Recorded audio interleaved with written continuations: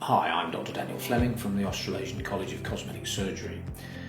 I'm here to give you an update about a condition called anaplastic large cell lymphoma, or ALCL. This is a type of lymphatic cancer which we now know is associated with certain types of breast implants. The risk is still small. It's less than 1 in 1,000 patients. What that means is that in at least 999 patients out of 1,000 with breast implants, they will never have ALCL. But it exists and you need to know about it.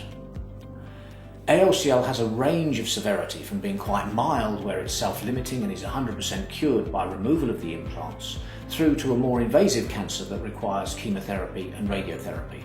There have been some very rare cases of women who have died from this condition. ALCL presents with a sudden swelling of the breast caused by a collection of fluid.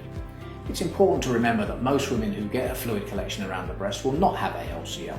But if it happens to you, you should see your doctor, have an ultrasound scan and some of that fluid analysed to ensure that you do not have ALCL. It's important to keep this in perspective. The vast majority of women with breast implants will never get ALCL. It's helpful as well to compare the risk of ALCL, less than 1 in 1,000, with the risks of other kinds of cancer. Any Australian women, including women without breast implants, has a risk of developing breast cancer in their lifetime of about 1 in 8. An Australian has a lifetime risk of developing a lymphatic cancer of one kind or another of about 1 in 50.